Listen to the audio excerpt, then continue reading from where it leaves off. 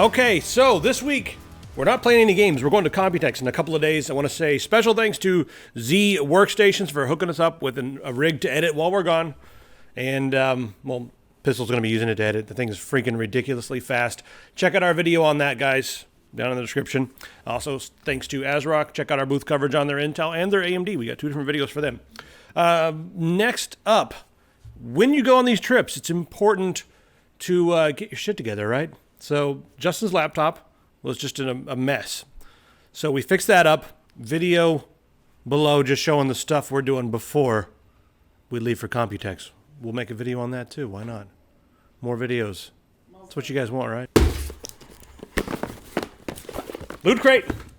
Now, guys, I quite enjoy Loot Crate because their stuff is licensed, number one. Most of it is unique and original. We got a Deadpool. Want to grab the handy cram? This is it. I'm not doing the show. If Loot Crate's going to send me Peekaboo, we're done. Quality nice. What's this? Something from Archer? This is a good box. It's an Archer themed box. All right. Got Archer on the inside here. Lovely. Oh, it's Archer drinking, is that whiskey? Had a good shot of that. Can you put that on set? I want that on set. It's pretty cool. Yeah. That's actually really cool. So thanks a lot, Loot Crate, for that. Dude, that's cool. Speaking of dude, it is the dude. Oh, nice. The Big Lebowski, the dude right there, pin. Awesome. Little Punisher decal in there. That's pretty cool. And then last but not least is something that you're going to steal. The rest is development. Banana stand, is that what that's all about? I take it out and show them. I guess. Don't ruin it. Take it out and lick it immediately. You want your wallet now, kid? Give me all your money. Who's that money? We'll be in Taiwan by the time you guys are watching this.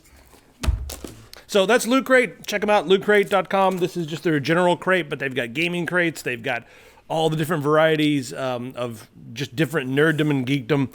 Go check them out because their stuff is unique and interesting. And almost always worth more than what you paid for it, so that's why I quite enjoy them. All right, so ARM is releasing a new Cortex A76 that's supposed to be about 1.4 times faster than the previous model. It was 40% more efficient, but 4 times as far as the improvement goes on machine learning. The whole idea here is that they are now starting to target not just phones and tablets, they're also starting to look at laptops. Now, this is an ARM processor, so if you're going to be running Windows on it, you're going to be limited to maybe the crappy version of Windows without all the desktop apps, the x86 apps and stuff like that. But if you're going to install Linux on there, that might be pretty interesting. And there's lots of different Linux varieties that work well on ARM.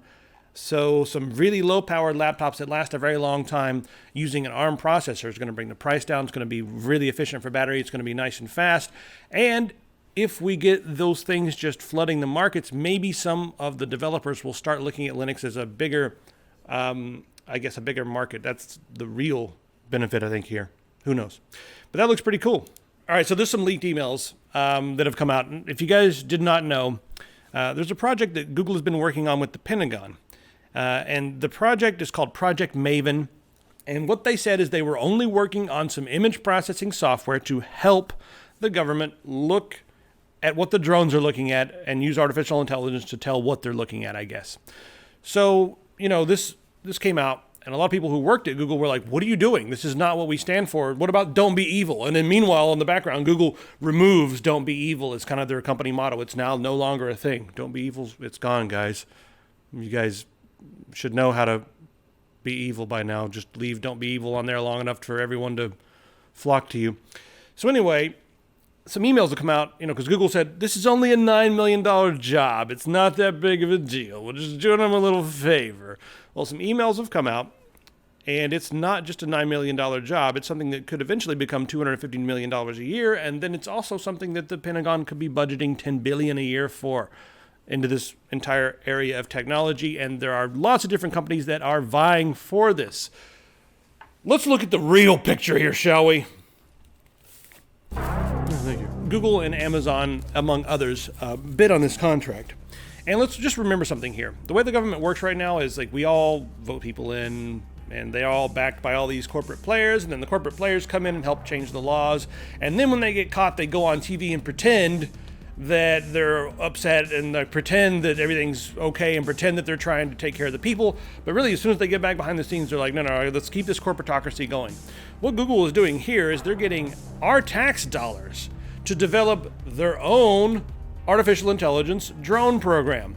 Now, what are they going to use that for? Well, first off, it's going to really benefit Google Earth when they can have drones flying all over the place with the artificial intelligence software to tell them what everything is.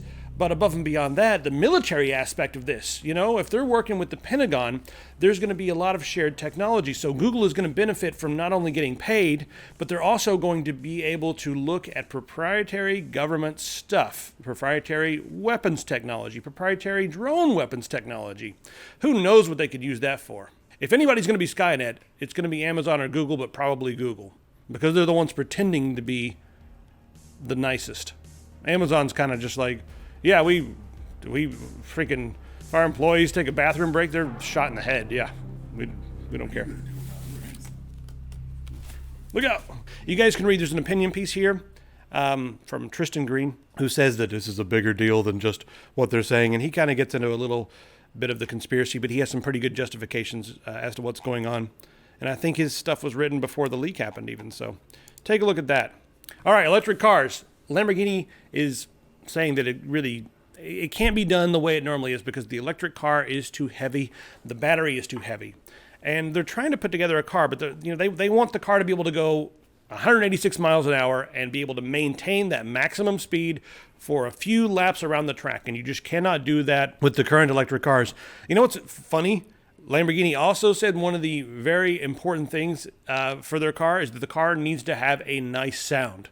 So I know a lot of people want just like a silent, smooth experience, but with a lot of these really uber expensive cars, they want this revved up engine sound. So whatever, maybe they'll have to put some speakers on the outside and fake it for now. Anyway, Lamborghini has an idea on how they could actually make an electric car work while still maintaining the supercar aesthetics and maintaining an acceptable weight. And the way they're doing that is working with MIT to turn the entire freaking car into a battery. We're talking like just having cells inside the panels, like swappable panels. How about some electric current or some charge in your seat? How about some charge in your dashboard? How about anything that has any space in it could have, electrical charge there? Just electric stuff everywhere. So you'll have to basically charge the entire car instead of just, like swapping out a battery or whatever. Doesn't make it quite as practical, but then who says a Lamborghini is practical? They're going to look into this, see what they can do, and they'll know within the next couple of years if this is going to be feasible or not, and then we probably won't see anything like this on the lot for several years after that. But they are looking into it with MIT. Some of that technology, see, the thing that's interesting there is some of that technology could spill over into the regular cars. That market is just like the PC enthusiast market. They, like the supercar people, they drive the market. They're like, we need better calipers, we need better brakes, we need better tires. And they create new technologies that, over the next 4 or 5 years, some of those start to trickle down into the mainstream and just the regular automotive industries. All right, let's talk about gaming stuff. I got a bunch of articles to talk about, shall we? When we get back, we're going to be building something in this Tai Chi right here. Hey, everybody. Can you wait for that? Some AMD builds coming up. RX 580 in there, too. I like the Tai Chi line a lot from ASRock. So, remember, back in the day when you got action figures and stuff, and, the really primo action figures came in boxes like this, where you could open it up, and, old Lego sets used to come in boxes like this, too. Oh, yeah, you open them up, open up and you'd be like, ah, look at all that shit I want my parents to buy. That was big on, when shopping online was not such a big thing. That was a huge deal because they had to spend a lot of money on marketing to make you go, All right, sources are saying that Fallout 76 is going to be an online survival RPG. Yeah. That's got me really worried because at first, here's the rumor. At first, they were saying maybe it's going to be like an online version of Fallout 4. Maybe it started that way. Yeah. And I got problems with that because Fallout 4's mechanic, the one mechanic that I feel like should have been gone out of the game. Can you guess? What mechanic I hated? The one mechanic that you hated, the building things mechanic? Yes. Yeah. And when they say this is going to be a survival RPG, and they mention games like Rust, I've got a feeling it's going to have a lot to do with building. Yeah, that was the part about Fallout 4 that I was really bored by too. Like, I did the bare minimum building, and then the rest of the time I was like, well, I want to go blow up cockroaches with lasers, so you're on your own. Like I was of the impression that, like, we're in the, post-apocalypse here, so, like, one of your jobs on a day-to-day basis is survival, not cry to a vault dweller to take care of it for you. So a lot of the times when I got those messages like, oh, this place is under attack, I'd be like, that's them. Survive, bastards. Yeah.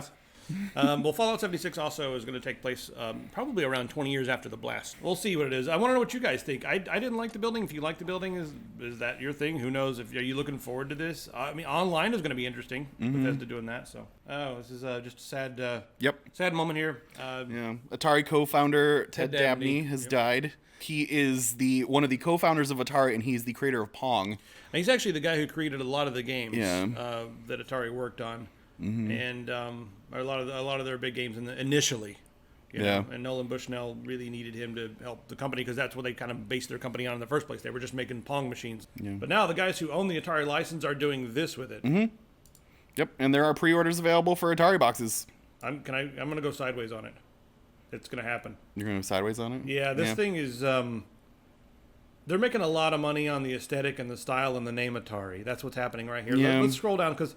So you've got all these. It comes preloaded with a bunch of games, Atari games. So The you're Vault, paying $300 for the Atari Vault's going to be pre-installed because they have the rights to it, right? Yep. But here's the other thing: they've got all these studio partners here that are going to be making custom games for it. But this box is not powerful when compared to other consoles. So they're charging $300, and it's going to be a console. I mean, you can. How much was is a PlayStation 4 right now? PS4? Yeah. I mean, I bought a 500 gig for $250. That came with Uncharted. And can't you go on there and get like an Atari anthology or something? Yeah, You can get probably. like, Yeah, Midway Classics, the same, stuff like that. There, Yeah. right? All right, the specs on this thing. This is a very low-powered machine for the money. Yeah. You're paying a lot for that. Right up here on the top, plastic, metal, wood. All that. Ooh. Wood. Okay, it's going to be running on the Ubuntu kernel. This is Linux kernel 4.10, and they've got that joystick with one button, which is going to be good for the old Atari games, and you're going to get rid of it when it comes time to use the other stuff. But it's running on Ubuntu, so you can install your own stuff on there. So it's a little PC, but it's just so underpowered. They changed it. This said ARM processor yesterday. It still feels like they're kind of like hoping that nostalgia will be what drives this system more than anything. I feel like this is going to be underpowered. I mean, it's not the worst thing I've ever seen. Can we just skip this? Yeah. These guys are jackasses. You know who Public Corp should sue? So there's an article here on PC Gamer, which is all of the Battle Royale games coming out in the next year. Yeah. It's pretty much the only genre next year. That's it. Oh, good. If you want to play in a game, if it's going to be an action game and it's going to be online, you're going to be playing a Battle Royale. And more likely than not, it's going to be third person. H1Z1, Radical Heights, Darwin Project, Maelstrom. Maelstrom looks interesting because you're at least boats. Survivor. This one looks kind of fun too. Yeah. But look, everything's like mimicking the PUBG style or PUBG style. Sorry, everybody. Like the fonts and everything. Yeah. SOS. There's one that looks so much like it. Is this? No, not that one. Yeah. This one. This one looks so much like it looks so much like PlayerUnknown's. It's got better graphics, of course. Oh, but instead of a blue wall, it's an apocalyptic storm. Yeah, it's exactly. Okay, that makes total. But like, watch when he gets a kill here, like on the bottom screen. That's like the same everything, like right there. It's like, can you guys not think for yourselves? Gritty, medieval, slow, and clunky, and you're doing the rolls. Yeah, look at that rolling. Yeah. Oh, such tumbling. So I mean, I'm sure it's going to be a little different than Dark Souls, but it's got a lot of the similar combat mechanics. And then, I think the one I'm looking forward to the most, if I want to play any of these things, is Mavericks Proving Grounds. Look that one up and take a look at it. It looks so pretty. So, but we just need to make a Battle Royale procedurally generated roguelike loot box FPS MOBA hentai sim. Oh my god, that's the top of Steam. Boom. You went over the top there when you added in hentai. Yeah, that's like the new thing on Steam. That's just what we do. That's the next game, and that's going to be the title of the game. We're not even going to be shy about it. That's just the title. I'm gonna let you talk about this. Yeah. I don't like it, but I'm gonna let you talk.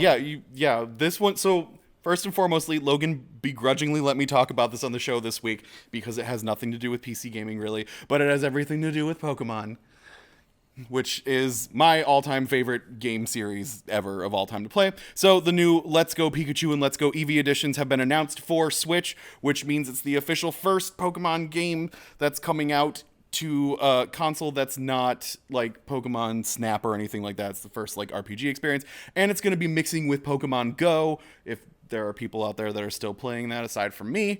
So it's going to be like a nice combination of like the Game Boy series that's, you know, the classic kind of that style, along with the running around and catching things and having to do the throw mechanics of Pokemon Go. Everything's going to be able to sync up with each other, and you're going to be able to transfer Pokemon back and forth, and you'll get to have this Pokeball peripheral that can let you bring Pikachu with you, and when you touch it, it makes annoying sounds. So, you know, people are really into that. I have to look forward to that. I'm just trying to eat my avocado salad. Jesus. Yeah, but now when you catch a Dratini, you can throw it over to the thing. So it's pretty. Also, it's going to be co-op. So a friend of yours will be able to join in, and you can play Pokemon with a buddy. I'm excited about this. I don't care what you say in the comments. I'm excited about this. Fight me. I can't wait to see. Yeah, be pissed about it. Fight me. I don't care. That's why I let I'm this happen. super stoked about Pokemon. I don't give two what you say. Yeah, I wanted to see everybody go crazy in the comments. Yeah. That's why. Yep. And we've already covered that. So. Justin wins. I don't care. All right, guys. Thanks very much. Listen up, everybody. So you guys saw that video where I was whining and complaining like a big fat baby about how bad YouTube is, and guess what I did about it? I went and logged into the website, got on the server, and upgraded the hell out of forum.techsyndicate.com. I'm sitting in forum.techsyndicate.com. Mm-hmm. It's back. Yay! Grid Forum is gone. I didn't have the password for a long time. The guy who helped us do this, I had all the FTP passwords and stuff, but he just never gave me the Ubuntu server password. And I finally was like, dude, give me the password. And he gave it to me, and I fixed everything. Now it's great. Fixed now. Upgraded. Also, if you have not joined the forum yet, the email thing works now. If you try to join, you will get an email to activate. Also, you can join the forum using your Steam account, and it will pull your Steam avatar to save you a little bit of time. So just log on with your Steam account. Join the forum. We will see you guys there. One last thing. If you guys have questions or anything like that, there's a new thing that we built in the forum, and it's a service kind of like Stack Overflow where you can come onto our forum and ask a question. When you're putting in your stuff, there's an area where you have tags. You can put like computer or whatever. One of the tags, put question or help. Either one of those two will work, and it will turn your topic into a Q&A. Now, after that, everyone below that answers we'll have a little vote box beside them, and we, all of us, can vote on the best answer, and the best answer will go to the top. Was this helpful? Yes, no. Yeah, basically that. So just when you're posting, if you're need help with a build or something, just put in the tags question or help, either one, and then we can all vote on the best answers, and it'll be way easier to get help on the forum. So yeah, awesome. We'll see you guys there, and especially watch there instead of YouTube, because that's where everything's going to be, and it's something that we have control over. We host ourselves, so no matter what platform we use, what video platform, it's all going to be on the forum. Yep. So see you guys in Taiwan if you're there, and if not, watch our Taiwan stuff. Bye, everybody. Bye. Computex. Yay, Computex.